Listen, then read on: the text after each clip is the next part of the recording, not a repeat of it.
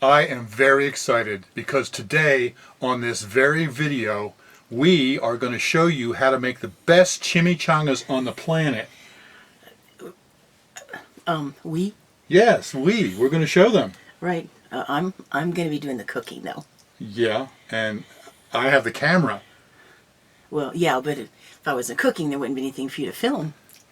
Yeah, but if you were cooking and I didn't have the camera, you wouldn't be able to show them. So we are showing them. How to do the best chimichangas in the world. In the planet, yes. Tiny House Prepper.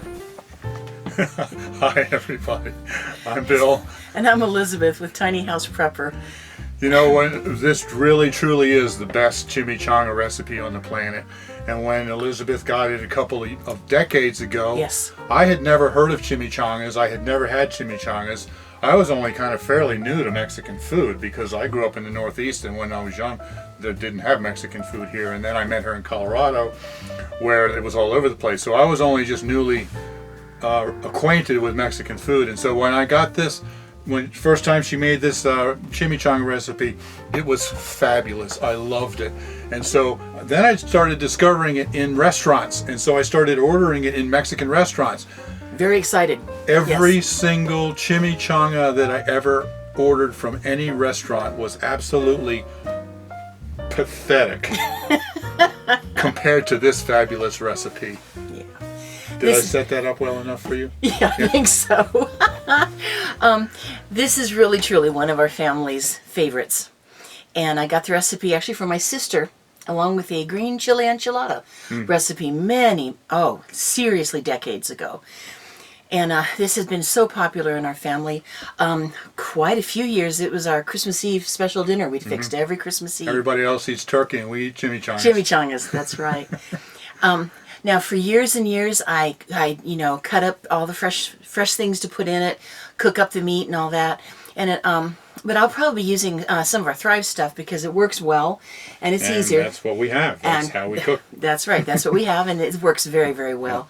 But there's something so different about this, and one of the things that I love about it is that as you go down through the different layers, you get so many different kinds of textures and flavors.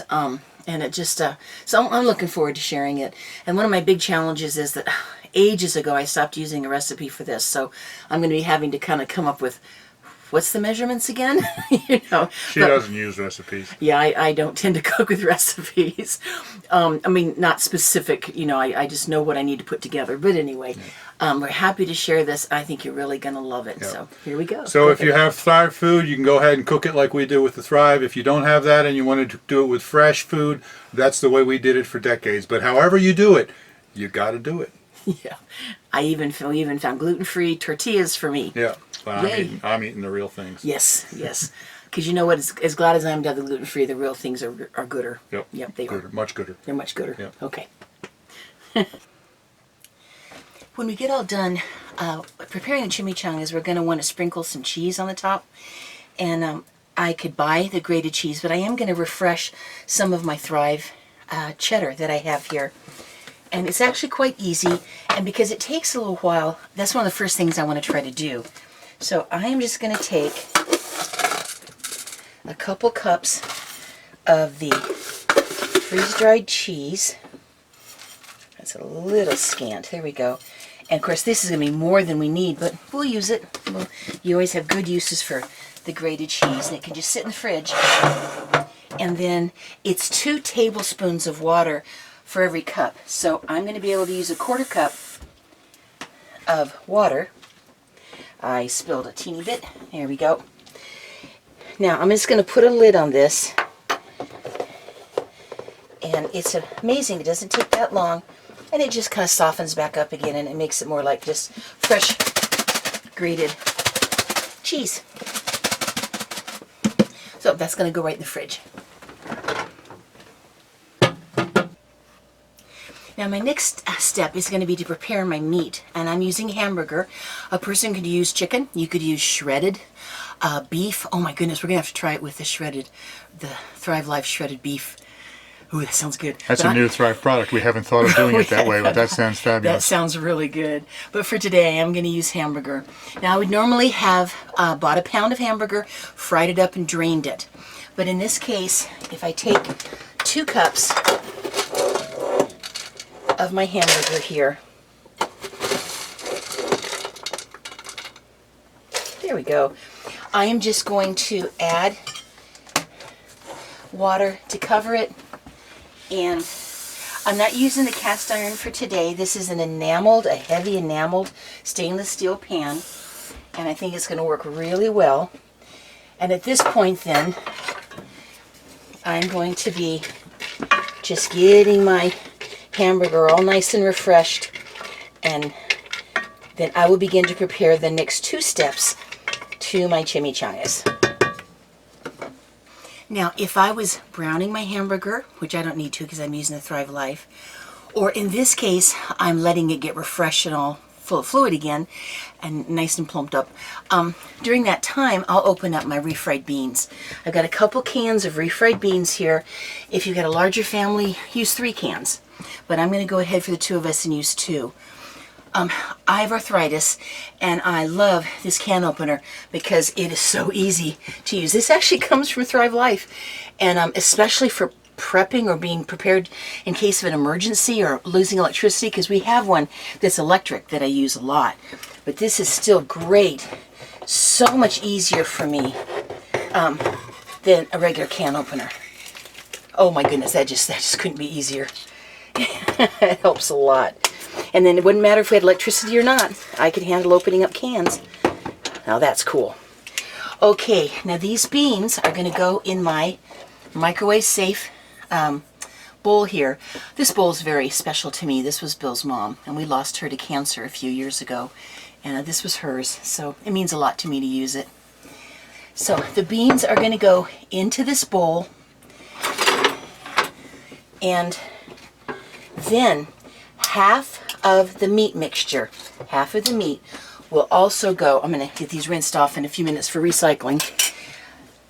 Half the meat will go in here, and half the meat will stay in my kettle, my pan on the stove. Wow, that spoon's just a little bit too wide. I'm going to have to rinse that off. I got another one here. I love wearing a sweater today because I kind of need it, but it keeps getting down in my way. Here we go. Perfect. So, good old refried beans. So, I'll get both of these emptied out in here, and then I'll be putting half the meat in here and mixing it around, and then I'll start to warm that in the microwave so that that mixture is going to be warm and ready.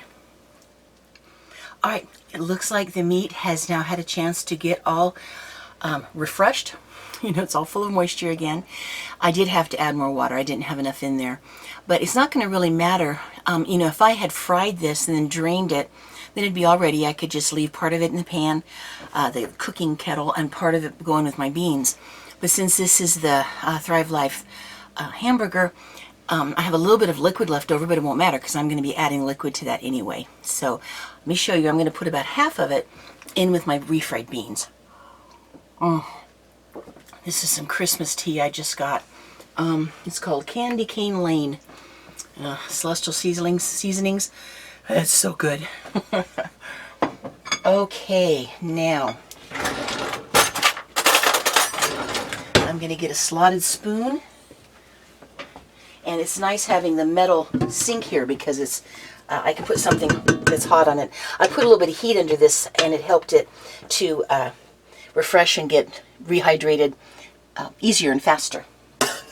Okay, so I dump meat in here, leave some in the pan here in the pot, and put the rest in with the beans. And like I said, this is 2 cans. You could do 3 if you've got a larger family, but I have fed our family before with the pound of meat, and it does just fine. So this mixes all together. Now once this is all put together, then it's going to get put into the microwave to be warmed up in time for me to be able to put the whole thing together. So I don't need to put it in the microwave quite yet. Alright, now over here then, I have Now put the light on. A little bit of liquid left in here, but now I've got my meat in there, my hamburger. Now I'm going to start adding vegetables to it. One of the first things I'm going to put in is, I have onion here. These are onion slices. And I'm going to put, I think about a half a cup. I would probably slice up one like medium onion to go in here just into nice slices or chunks. I'm really appreciative with the psoriasis I have in my hands that I'm not having to cut up the onion. But that's what I would do, probably one medium onion. Aren't these beautiful? So I'm going to give just a nice half cup scoop of onion. You know what? I like onion. I'm going to put in a full cup. There we go. I'm trying to be precise. We're going to put the recipe down below, and I'll get it all figured out. And make sure I give you real amounts, which I am now, but I want to be sure I'm doing it really well in the the recipe down below. Now I'm going to be putting in tomato, and I did have one tomato here, nice and fresh, that we cut up that I'd like to throw into it, and it'll be good. But I'm also going to get some of my Thrive Life diced tomatoes. And I am going to put, this is a third of a cup, I'm going to probably put in 2/3 of a cup on top of the tomato that I just added in there. I usually do like 2 medium-sized tomatoes to put into the recipe. Now you notice I'm not getting these refreshed ahead of time. I don't need to. I'm going to be putting liquid in this. In fact, the only reason I had to do the hamburger ahead of time was because I was going to put part of it in with the beans. Otherwise, I could have just put this all in here dry, and I'm going to be cooking it in some liquid, and it would have been fine. Now, these are so good. I wish we had smell-o-vision, because when you take the lid off of these chilies, oh, these chili peppers, they are so good. And they're mild. Bill likes heat. I'm a wimp. So he'll be able to add heat to his, but I'm not going to go overboard with this. But it's a wonderful flavor. And I'm going to put just a nice third of a cup. Now, if I wasn't using the Thrive Life, I'm going to put a little bit more. The Thrive Life green chilies, then I would get a couple of the little cans of mild green chilies, and I would dump them in, sauce and all. 2 cans to put in this. So these are the vegetables then that I have added. I'm going to be putting in probably at least a good 3 cups of liquid.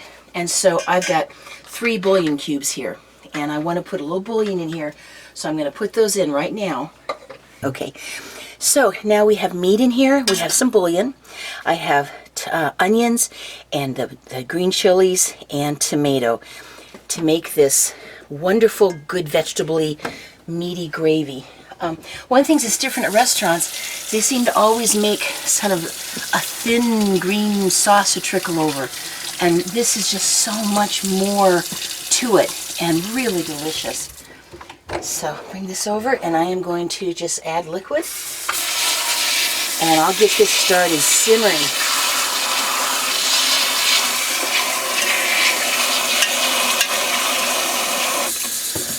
That spray attachment's not really necessary. Okay, man, that thing is handy. Okay, I'm going to get the heat going, and I want to get this simmering. Now, I'm going to be thickening this a little bit later, but I want it to simmer and get all, nice and tender, and get the flavors all blended together. And then I'll thicken it up with a little bit of cornstarch. That's going to be the gravy that is going to pour over the top of our chimichanga. Oh, yum. Okay, this has been simmering. The bullion and the meat in there are giving a really nice flavor to the broth. In the microwave, I have my beans and meat mixture. I start slowly heating it. I've got it covered here. I'll do 2 or 3 minutes at a time just so that it'll be slowly good and hot by the time I am finished getting everything ready to assemble. I don't want to overdo having the beans in there at one time because I don't want to kind of make the outside part crusty, but I do need it all to get hot. So I just do a few minutes at a time, and it'll be good and hot right when I need it. Okay, in here, I love having a little dish, a little bowl that's got a tight lid on it. I have a 1/4 cup of cornstarch and, oh, I don't know, half a cup or maybe 2/3 of a cup of water. Just enough so I know I can mix this really well.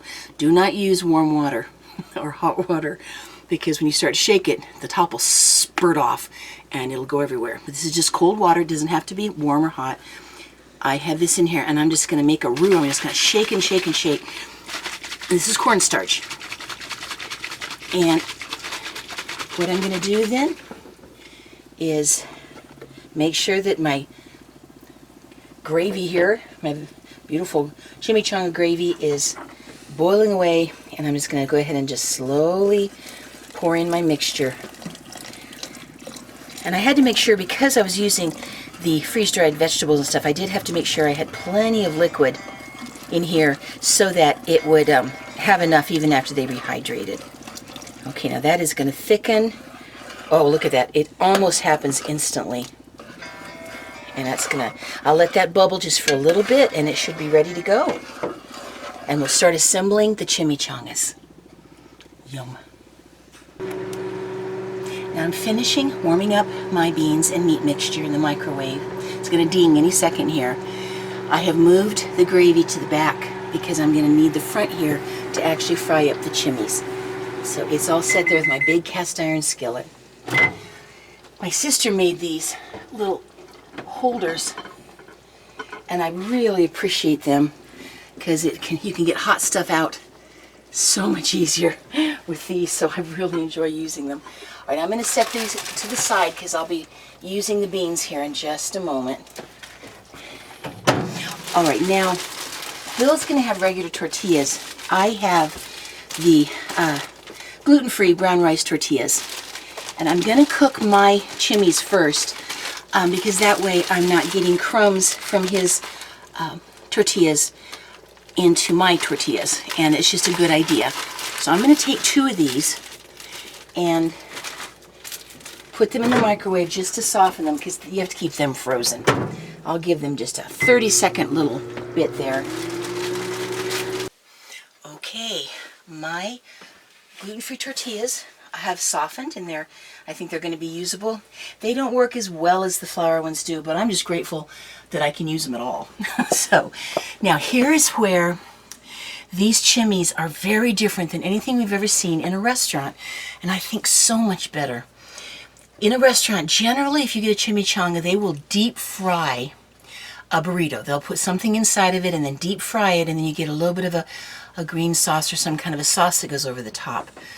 But if you take a flour tortilla and you gently just fry it, not deep fry it, but fry it, and until it becomes golden brown on both sides, it forms a pastry crust. That's the best way I can describe it. And you get this wonderful crispy pastry crust.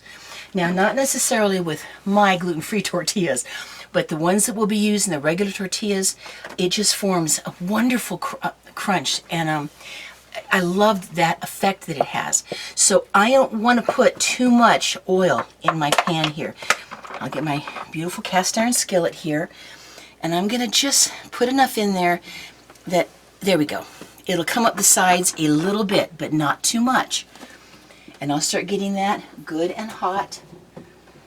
I'm going to just slip this back up here. Keep myself clear as I can here. Now,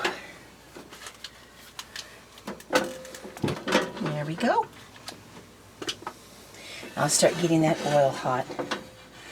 I love how the cast iron distributes the heat evenly, and as it warms up I can turn the heat down because it'll be holding heat. I think I would like to show you how to wrap these using the regular tortillas first. I tell you what, I will show you mine when they're done, I promise. But right now I want to demonstrate how to do it with a regular tortilla, and then I'll cook mine up and they'll be fine, and then I can show you cooking Bill's.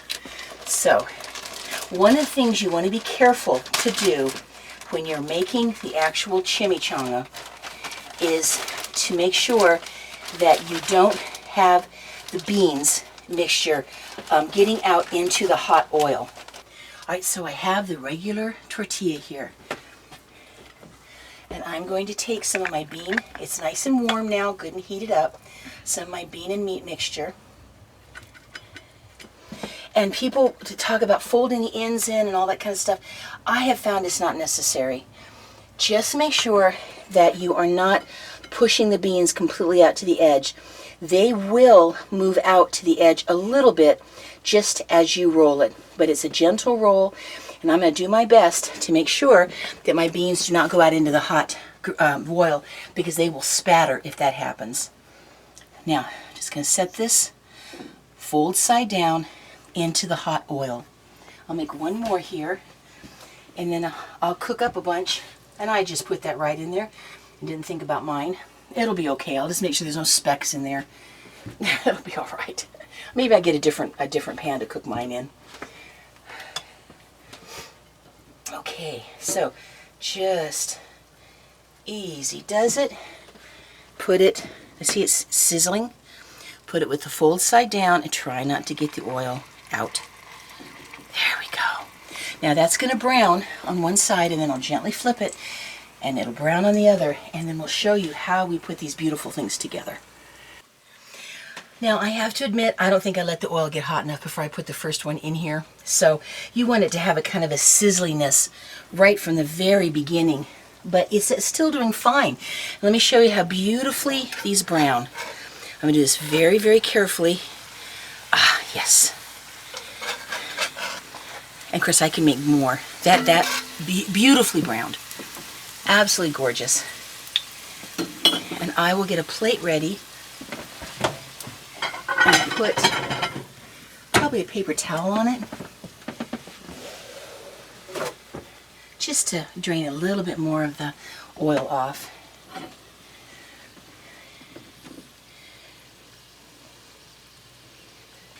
I like giving them plenty of room in the pan. Of course, when I used to do it for a big family, I'd be cooking a lot more than this in there. Oh yeah, beautiful. Now look at this. That's what we want. You hear that? It's formed, it's just about like a pastry crust. Absolutely beautiful. Yeah. Now we will show you how to take these and finish the dish.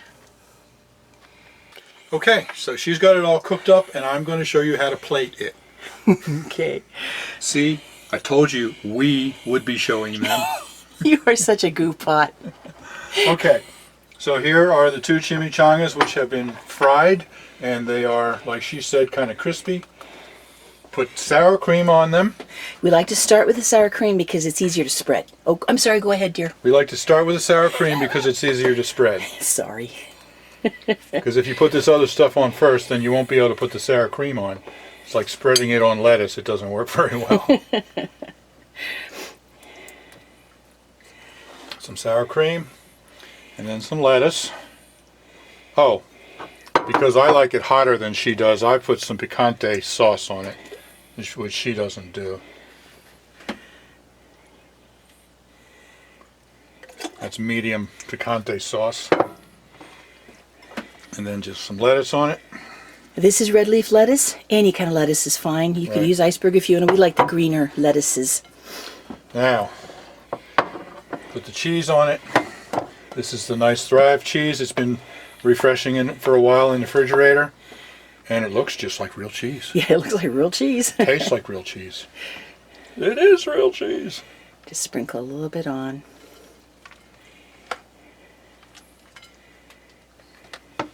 Now, here's what truly makes a chimi a chimi. Yeah, here we go. So that's pathetic little stuff they drizzle on over in restaurants. Look at this. Oh, it's so good.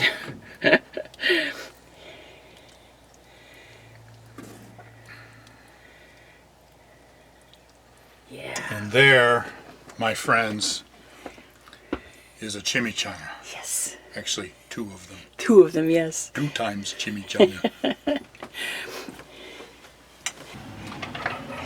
Well, it's been too long since we made this. I know, it really has been.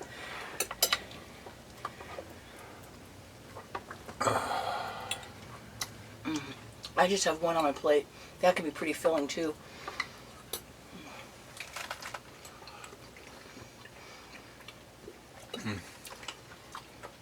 This is a meal made in heaven. Yep. We're pretty sure they're going to serve chimichangas in heaven. We discussed it. Well, I have it on good authority that this is going to be one of the main dishes at the marriage feast of the Lamb. Sounds good to me.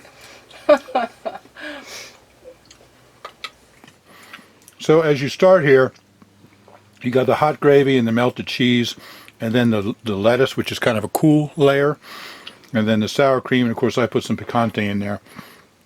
And then you cut down through the tortilla that's been fried, and it's kind of a pastry, crunchy pastry sort of thing, and it is just fabulous. And you get into the beans and the meat. Yeah, it is a wonderful combination of flavors. We really would love to see you guys try these. They are just delicious. So this is, I think, probably my favorite meal of all time. Seriously. And I really hope that you'll give it a try. Whether you have Thrive or fresh food, whatever, you got to give it a try. Yeah. It's just fabulous. All right, well, sweetheart, enjoy. I definitely will. And we are so glad to be able to share this with you. And if you try it, let us know. And let's see how it turned out for you. So, listen, we love you guys, and have a really blessed day. Yep. And I hope your Thanksgiving yesterday was wonderful. And if you this looks good to you, go down below and like the video for us. And of course, subscribe. Yeah, absolutely. Yeah. All righty. Thank you very much for joining us for dinner. And bon appetit. It really is good, isn't it, sweetheart? I love the chili peppers. I've always loved this Thrive chili peppers. I mean, I feel like I could just open them and just smell for a while. The smell is so wonderful. Oh, you can just open the can and smell them dry, and it's like, oh, it's so good. Yep. Well, as hard as it is for me to chop stuff, I appreciate this tremendously. I really do. Still tastes wonderful. It does. It's much easier with the Thrive. Good. My tortilla got crispy too. Good. Woohoo! I was so dubious about freeze-dried eggs, well, any of this food, and a consultant made some eggs, meat, and veggies and fruits to taste at a home party. They were excellent. I was so surprised. I throw away unused foods. Fruits get moldy, leftovers the kids won't eat. There's wastage of cores, ends of stalks, bones, etc. I tried Thrive, and I found no wastage. Easy to use. I can tell this will save me money. Rebecca B. I started buying Thrive for storage. I soon found that I would no longer lose vegetables because I didn't use them fast enough. I lost a lot of money due to rot. I now keep those vegetables for storage and everyday use. I no longer have to throw out potatoes, peppers, tomatoes, celery, carrots, and I could go on. When I buy for storage, I buy for everyday use as well. Thrive is a wonderful product. Schihuahuas 11, and I hope I pronounced that right.